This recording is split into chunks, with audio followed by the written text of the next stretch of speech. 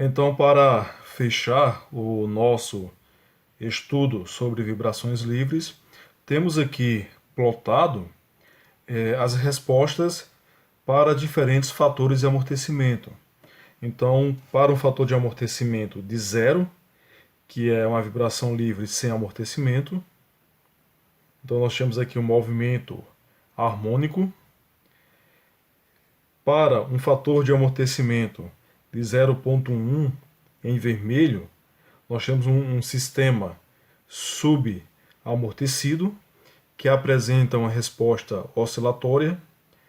Para um fator de amortecimento 1, que é exatamente nosso amortecimento crítico, em azul, e para um fator de amortecimento 2, ou seja, um super amortecimento em verde. E aí percebam que, mesmo se eu duplicar o fator de amortecimento de 1 para 2, com o fator de amortecimento crítico, nós chegamos à resposta zero mais rapidamente do que com o fator de amortecimento igual a 2. Então aqui nós temos mais ou menos os 4 segundos, um pouco depois de 4 segundos, e aqui ele demorou uns 12 segundos para zerar, né? Então, o fator de amortecimento crítico, só reforçando, ele vai levar o sistema mais rapidamente ao estado zero, né, ao estado de equilíbrio. E tanto para o criticamente amortecido quanto para o super amortecido, nós não temos uma resposta oscilatória. E aqui nós temos o retrato de estados, o espaço de estados, o retrato de fase, o espaço de fase. Enfim, temos diversos nomes, né? Mas eu prefiro chamar de retrato de estados. Que aí vamos ter a posição e a velocidade sendo plotados no plano.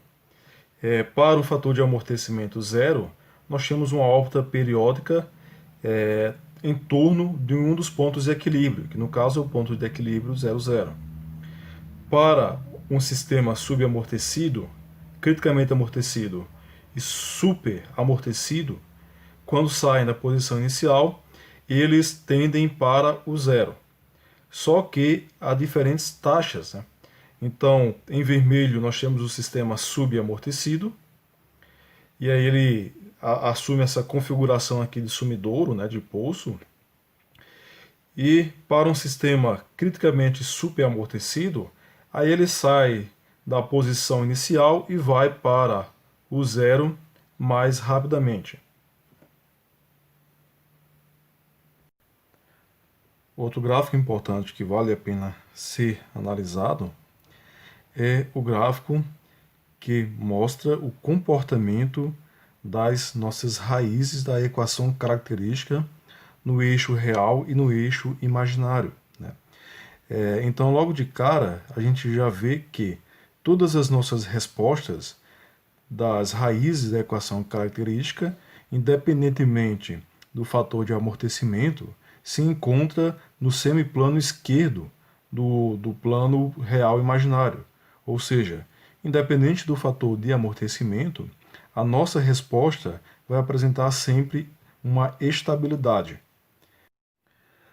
Observando as raízes, né, da nossa equação característica para os diferentes valores de fator de amortecimento, então para um fator de amortecimento igual a zero, nós temos aqui duas raízes complexas, o i ômega n e o menos i ômega n, que está completamente aqui no nosso eixo imaginário. Para um fator de amortecimento entre 0 e 1, que é um sistema subamortecido, nós temos um par de complexos conjugados, né? Para um fator de amortecimento igual a 1, então a resposta está completamente aqui no eixo dos reais, tá? Então as duas raízes da nossa equação característica são raízes reais e iguais. E aí, quando a gente aumenta o nosso fator de amortecimento para um fator de amortecimento maior do que 1, nós vamos ter duas raízes reais e diferentes, sendo que uma vai estar localizada entre o 0 e o menos ômega n, e a outra vai ser menor do que o nosso menos ômega n.